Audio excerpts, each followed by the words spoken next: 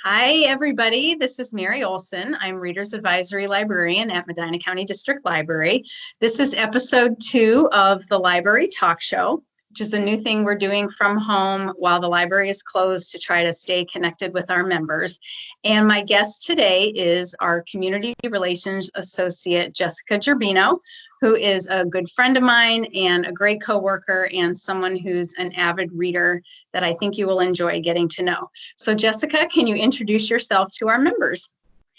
Hello, I'm Jessica, and I am in the community engagement department at our library. And some of the things I work on is when we have events, I will make the posters and flyers along with some of my coworkers. I work on the Library Live newsletter, which hopefully you're all reading. You better be. And it's just a really fun project. It's one of my favorite things to do. And I get to be creative all day. And I just work in such a great work environment that it's a pleasure to come to work. Jessica helps me with everything from design of flyers, book club bags, community reading projects, and just everything. So I'm really glad you decided to be on the show today with me. Jessica, tell us about the book you want to share. So the book that I want to share today, I think, is very relevant for us being at home currently. It was about a year and a half ago that I listened to it. So, all the details aren't still with me, but I actually just checked out the e-copy so I could reread it. And it's so interesting. It is called At Home by Bill Bryson. Sorry, this is my iPad. I'm trying not to glare you guys. It's a wonderful book that goes into the detail of how the spaces that we live in came to be. How did we go from one-room huts to our multi-room homes that we live in nowadays? It's just the history of dwellings. But when I say history, don't think that it's really dry and boring. There's a little setup to it, but then the author, Bill Bryson, does cover each room in the house. And it's so very interesting. It's very well researched. I don't find it to be dry. It was a great listen when I first experienced the book. I do a lot of audiobooks, though. They're great to listen to as I'm getting ready for work in the morning and then on my commute, which does mean that I try to keep it lighter with what I'm listening to, because sometimes, when you're driving, you should pay attention to the road and not your audio. Well, I mean, sometimes. Right. I haven't gotten in any accidents as a result of this. Let's keep it that way. Right. Sometimes it's not the thing to listen to some highly detailed book, but there's so many delicious little interesting tidbits in this book. A lot of terms. If you've ever wondered about the term room and board, well, room we know, but board, where did that come from? How did that originate? Well, you'll find out if you read this book. So just terms like that, different rooms in our homes, how specific things within those rooms came to be and came to function. I really highly recommend it, especially because we're at home right now. Why not learn about your house, right? Our home has become our universe. So it's just the perfect choice. Does Bill Bryson read the audio? Ooh, I don't Do you remember or not. Okay, well, we don't have to know for sure, but if by chance he does read the audio, his own voice really, he has recorded many of his books, and his own voice really adds something. You get a sense of his dry humor, and just he's American and he's British and he's just a very interesting character himself. So thank you for sharing that.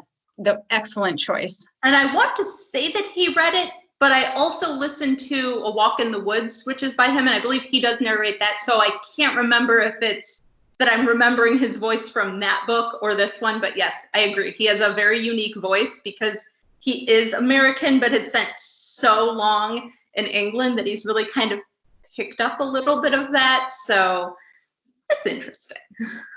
Well, I think that book sounds just perfect for where we're at right now. And it is available as an e-audio and as an ebook. So you can find it at mcdl.info/download to get your own copy. Jessica, I wanted to ask you, what what are you doing to stay sane during these uncertain times? Oh, well, walks. And with the nice weather we've been having lately, my husband and I try to get a walk in every day that it's not really terrible outside. I will say we're easily thwarted. Um, and it's really nice. He's been working from home right now as well. So we don't have to wait until the end of the day when we're done with work. We can take a lunchtime walk, which has been really nice, getting out at the whatever the nicest point in the day is where you have sun and hopefully not too breezy of a breeze. Yeah, Yes. we've been doing that, catching up on some TV shows, things on Netflix and stuff. We've been watching the Great British Baking Show and really enjoying that. And I think that's encouraged me to do a lot of baking. So I've been doing cookies, and I made biscotti for the first time.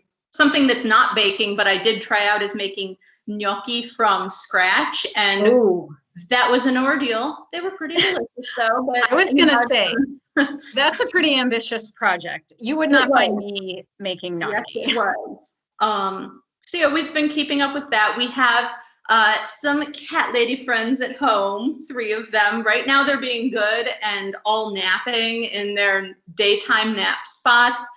This morning they were being troublesome. Oh my God. I was trying to get some work done in this location, and I was upstairs working on some stuff, and I kept getting texts from him being like, I'm on a conference call right now, and Rory's digging in the plants. So I'd come down and I'd get her, bring her upstairs with me, and then I'd get another text from him. Well, now Franny's at it. So I'd collect another cat and keep them with me until they were getting too much, and, trying to get the plants in the room that I was in. They leave plants alone most of the time until a human is by a plant. So, well, they have to get your attention. It's all a competition. They do. We're home all day. So now they're able to get all day long feedings. We do measure their food out. So I am not creating overweight cats. So they can eat as much. Do not call in about Jessica's overweight cats. That's right. They're fine. They are a healthy weight, but they are getting used to attention on demand. And then one of the other things I've been doing is, I haven't done any knitting in quite some time, and I had a project that was in progress that honestly I don't think I've worked on for 2 years. But just the other day I picked it back up. It is called the Spring Lace Infinity Scarf, and the pattern is available on Ravelry.com, which free accounts there. Many of the patterns are also free on Ravelry. But it's a really cool site where you can connect with other knitters and find projects. And here it is. I'll hold it up. Oh, it's going to be beautiful.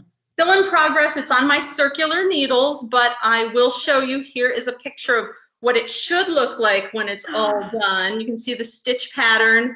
And it looks kind of complicated, but if you can knit in the round, or if you were looking to maybe try knitting in the round, it's basically knit stitches, a yarn over, and knit 2 together, in a certain order, of course.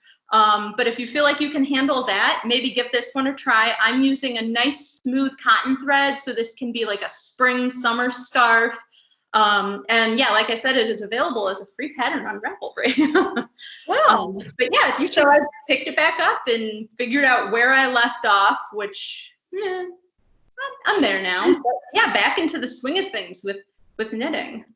I love it. It is going to be beautiful, and it's a lovely spring color, and hopefully spring won't pass us by entirely being inside the house. It'll be a good summer too. I don't know if you can see in my background, I have my sewing machine back there.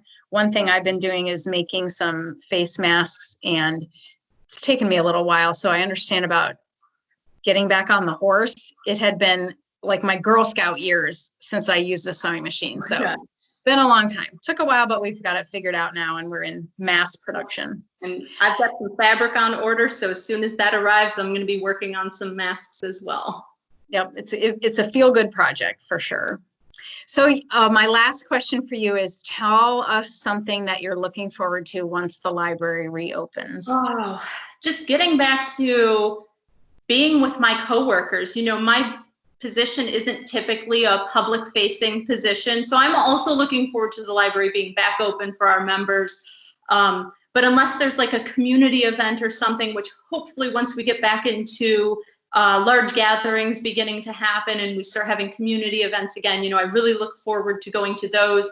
I'm usually one of the people that staffs tables at some of the events that happen on the square, which might not happen this summer, but hey, next summer, look for me. But yeah, just getting back with my coworkers, because we're really not a very big department. We're pretty close knit, and just the creative nature of our jobs, we're always bouncing ideas off of each other and we're like, hey, what do you think of this? Does this look good? Does this is there anything weird about this? Like if I print this and put this out there, is somebody going to be like, huh, what's that? So, we really have a lot of checks and balances in place. Yeah. And looking at each other's work and be like, oh, what if you made that color a little brighter or something? So, I work with some really great people, and I'm just looking forward to being back with them and things getting back to the norm. Yeah. Yeah, there's nothing really anybody wants more than just to get back to the norm. And I will say that the library is such a place of ideas, and we have so many smart, interesting people that work at the library, and you are high on my list of all those smart, interesting people that help us have a real presence in the community. So thank you for all you do. And Jessica, thanks for coming on and sharing your book and a little bit of your life and cats with us. And I hope to see you in person at the library very soon. Oh, I hope so too. And thank you for having me, Mary. This has been a pleasure. Right. Thanks. Bye now. Thanks. Bye, Mary.